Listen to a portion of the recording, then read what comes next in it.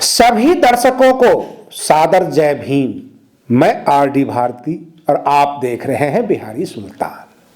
हम तमाम दर्शकों को इसलिए अभिनंदन करते हैं कि आप मुझे लाइक करते हैं, सब्सक्राइब करते हैं और इससे केवल मेरा ही मनोबल नहीं बढ़ता बल्कि बहुजन समाज से संबंधित न्यूज पत्रकार जो भी बनाते हैं, जो पत्रकार न्यूज बनाते हैं बहुजन समाज से संबंधित, उनको भी बल मिलता है। वह भी सोचते हैं कि बहुजन समाज की टॉपिक पर काम करने से लोग पसंद करते हैं, लोग लाइक करते हैं, सब्सक्राइब करते हैं, या समाज जगा हुआ है और नोटिस करता है कौन क्या बोल रहा है। मैं आपको बता दूं, सामने 2024 का लोकसभा चुनाव है।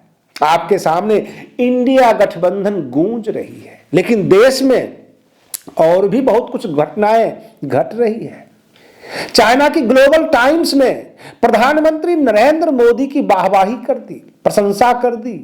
अगर वही चाइना का ग्लोबल टाइम्स राहुल गांधी जी के बारे में प्रशंसा में 2 शब्द लिख दिए होते तो क्या होता?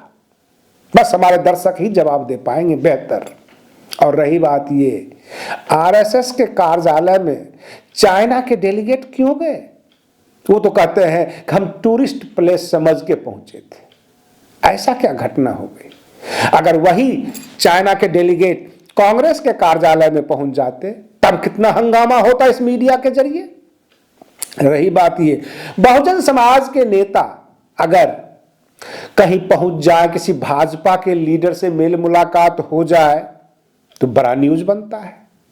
और ऐसे ऐसे भी बहुजन समाज के लीडर हैं जो बहुजन समाज का पक्ष रखते हैं, बहुजन समाज का हितैषी बनते हैं, और वह भी नागपुर कार्यालय में जाते जरूर हैं। चलिए, मैं उनकी बात नहीं कर रहा, मैं आज बात कर रहा हूं इंडिया गठबंधन की। इंडिया गठबंधन की जो आपने नाम सुना होगा जिन दलों का, उस दल में बीजेडी नहीं है, यानी बीजू पटनायक जनता दल, यानी उड़ीसा का, जहां पर नवीन पटनायक आते हैं, वह पार्टी नहीं नजर आती है। उनके नाम नहीं सुनते होंगे, लेकिन पश्चिम बंगाल की ममता दीदी के नाम सुनते हैं। पश्चिम बंगाल में 42 सीट है। अगर इंडिया गठबंधन पश्चिम बंगाल को छोड़कर चले, उत्तर प्रदेश की 80 लोकसभा सीट, 40 बिहार की, तो 120 सीट हो गया, 14 झारखंड की, तो इसमें आ जाता है 134। और 134 कहने का मतलब यह है कि 80 और 40, 120 और 14, 134 सीट आ जाती है। और इसमें अगर आप छत्तीसगढ़, मध्य प्रदेश, राजस्थान सबको जोड़ लेते हैं तो 150 तो पार कर ही जाएगा। और इतने ही सीट पर अगर भाजपा को दबोच लिया जाए तो क्या वो सत्ता में आ जाएगी? मैं इसलिए ये बातें कर रहा हूं क्योंकि ममता दीदी समय समय पर एक ऐसा टॉपिक रख रहे हैं इंडिया गठबंधन के सामने कि बार बार इंडिया गठबंधन असहज की स्थिति में आ जाता है। ममता दीदी ने कभी नहीं कहा बहन मायावती जी को प्रधानमंत्री चेहरा होना चाहिए।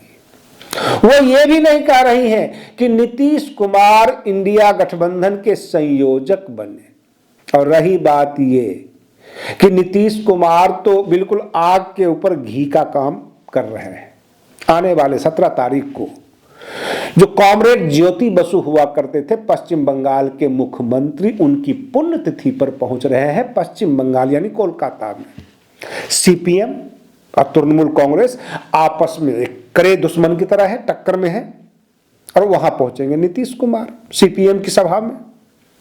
तो जाहिर सी बात है कि ममता दीदी को वो पसंद नहीं आएंगे नीतीश कुमार। जब नीतीश कुमार और ममता दीदी दोनों में टसल आज का नहीं 20-25 साल का है, रेल मंत्रालय को लेकर है, तो क्या दोनों एक जगह बैठ पाएंगे? क्या ये इंडिया गठबंधन कितना टिकाऊ होगा? और इंडिया गठबंधन वाले अगर उत्तर प्रदेश के नेताओं को, बिहार के नेताओं को, झारखंड के नेताओं को एकजुट कर लेता है तो कहीं न कहीं वैचारिक समानताएं हैं। जैसे कि अखिलेश यादव पीडीए की बात करते हैं, बहन मायावती जी बहुजन समाज की बात करते हैं, और जो बिहार के नेता हैं तेजस्वी यादव, नीतीश कुमार, ये सब SC ST OBC की बात करते हैं। आपको पता भी होगा पटना में नीतीश कुमार ने भीम संसद लगवाई थी, तो सबकी विचारधारा करीब करीब मेल खाती है, यानी वैचारिक मतभेद नहीं है। और कुल मिलाकर 150 से ऊपर लोकसभा सीट पर ये तमाम लोग छाए हुए हैं। उड़ीसा इन्होंने कवर किया नहीं, मात्र पश्चिम बंगाल के चक्कर में पूरा का पूरा इंडिया गठबंधन का अगर सत्यानाश हो रहा हो तो वहां पर इनको पश्चिम बंगाल से एक कदम पीछे कर लेनी चाहिए, जहां तक मैं समझता हूं। अगर इन 4-5 जो हिंदी हर्ट बेल्ट है उनमें सभी नेताओं को एकजुट करके बहन मायावती जी को प्रधानमंत्री चेहरा बनाकर लड़ा जाए तो ये 150-200 सीट कहीं नहीं जाती इंडिया गठबंधन के। लेकिन ऐसा ना करके ममता दीदी को बीच में बिठा लेते हैं, फिर उनसे पूछते हैं किन्हें संयोजक बनाया जाए, किन्हें प्रधानमंत्री चेहरा बनाया जाए, और जब वो बोलती हैं तो कांग्रेस को पसंद नहीं आता। अगर नीतीश कुमार को संयोजक ना बनाए तो कांग्रेस के पास कहने के लिए कुछ नहीं, कौन सा क्लीन चेहरा है जिन्हें संयोजक बनाया जाए। और बहन मायावती जी को इंडिया गठबंधन में अगर लेते हैं और केवल संयोजक का पद दे देते हैं तो बहन जी प्रशासक रह चुकी हैं, वो आमने सामने बोलेंगी, वो किसी को पसंद नहीं आएगा। और बहन जी संयोजक बनने के लिए भी नहीं आएंगे इंडिया गठबंधन में। हाँ, बहन जी का फायदा तब है, बहन मायावती जी का, जब उनको एक दलित महिला प्रधानमंत्री का चेहरा बना दे तो इंडिया गठबंधन को फायदा होगा। संयोजक के रूप में बहन मायावती जी को लेना कोई फायदे की बात नहीं होगी।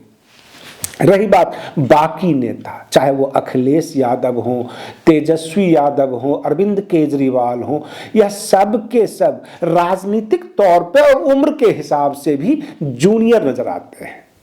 तो जाहिर सी बात है अनुभवी नेता, पुराने रेल मंत्री, केंद्र के मंत्री, 10-15 साल से मुख्यमंत्री और क्लीन चेहरा। कम से कम नीतीश कुमार के बारे में यह नहीं कहा जा सकता है ये बेईमान है, इन्होंने 2 पैसे खाया है, तो उनको संयोजक के रूप में फिट किया जा सकता। और रही बात यह कि अगर आम दर्शक यह मान ले कि जो संयोजक होगा वही प्रधानमंत्री चेहरा होगा, तो मैं आपको क्लियर कर दूं कि जब जनता दल यू सब इकट्ठे होकर लड़े थे एक बड़ा गठबंधन, और उसमें संयोजक के पद पर जॉर्ज फर्नांडिस थे, राजीव गांधी के खिलाफ जब लड़ाई शुरू हुई थी, और प्रधानमंत्री बन गए थे विश्वनाथ प्रताप सिंह। तो कहने का मतलब समय वैसा ही पलट रहा है।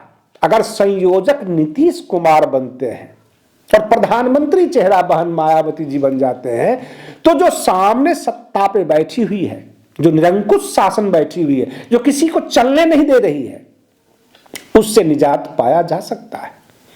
मीडिया वही खबर दिखाती है जो उसको पसंद हो, उसके मतलब का हो। जो ग्लोबल टाइम्स की खबरें आई, चाइना के डेलीगेट के बारे में खबरें आई, और भी बहुत सारी खबरें हैं जो भाजपा के खिलाफ जाती है, गोदी मीडिया उसको प्रसारित नहीं करती, और गलती से 1-2 लाइन प्रसारित कर भी देती है तो उसकी पूरी व्याख्या नहीं करती। जैसे कि बगैर खबर का तो हम भी खबर इकट्ठा नहीं कर पाते, लेकिन सवाल यह है कि जब उस खबर में पॉलिश करके सामने रखा जाता है 1 लाइन का, तो फिर उसके तह में घुसना पड़ता है। आखिर कहानी क्या है? गलवान घाटी हो गया, बॉर्डर का मसला है, बहुत जगह टसल हो रहा है चाइना के साथ। फिर चाइना प्रधानमंत्री नरेंद्र मोदी की इतनी प्रशंसा क्यों कर रही है, और प्रशंसा का कारण क्या है? चाइना का डेलीगेट क्यों जाता है संघ के कार्यालय में? कुछ तो बताएं कैसा रिश्ता है, ये रिश्ता क्या कहलाता है? और रही बात ये, जीवन भर आप कहते रहे कि लोग चाइनीज माल को ना खरीदें, वहां का जो है एक्सपोर्ट बढ़ रहा है, हमारे देश की बनी बनाई चीजें खरीदें, पूरा प्रचार इसी बात का है, लेकिन अंदर खाते आपकी मेलजोल है। रही बात ये कि इंडिया गठबंधन में ममता दीदी कभी भी शांति से नहीं किसी को रहने देंगे। यह तो पुराना अनुभव है, जब अटल बिहारी वाजपेयी जी प्रधानमंत्री थे और 5 साल वो कैसे गुजारे थे ये पूरे देश को पता है। कभी जयललिता रूठ जाए, कभी ममता दीदी रूठ जाए, और अटल बिहारी वाजपेयी जी के जो प्रधानमंत्री काल था, एक विवश प्रधानमंत्री के रूप में वो काम करते रहे, हमेशा रूठते मनाते, लोगों को मनाते मनाते परेशान रहे। 3 बार सरकार भी गिरी, तीसरी बार में जाकर 5 साल पूरा किए थे। तो ये हालात रहा था पुराना एनडीए का।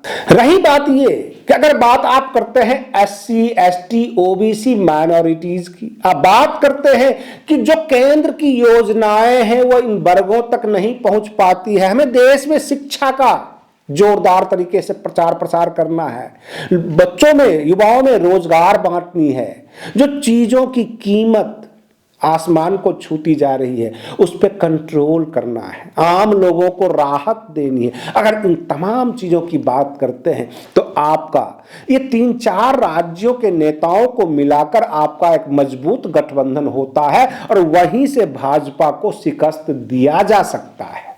कहने का तात्पर्य है आपने सीपीएम को भी मिला लिया ये महागठबंधन में, ये इंडिया गठबंधन में, आपने ममता दीदी को भी बुला लिया, नीतीश कुमार को भी बुला लिया और ममता दीदी को भी बुला लिया। दोनों पुराने रेल मंत्री, कहीं न कहीं से तो टीस उठती ही उठती है, काफी मजाक भी बनते रहे हैं।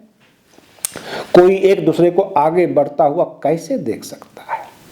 बहन मायावती जी 4 बार की मुख्यमंत्री रही हैं, बहुजन समाज की एक बड़ी चेहरा है और उनको अगर आप आगे करते हैं तो यह आपकी मजबूरी है। बहन मायावती जी के ऊपर कोई एहसान नहीं कि चलो भाई उसको प्रधानमंत्री उनको बना दो, ऐसा नहीं है। आप बहुजन समाज का वोट को इकट्ठा करने के लिए चेहरा साफ करके लोगों के बीच में आएंगे।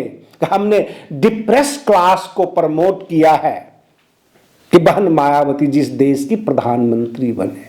आप बोलने में अच्छे लगेंगे, लेकिन अगर आप ये कहते हैं कि नीतीश कुमार को प्रधानमंत्री चेहरा बना देते हैं बाकी और लोगों को, तो डिप्रेस क्लास को क्या जवाब देंगे, देश की आम जनता को क्या जवाब देंगे।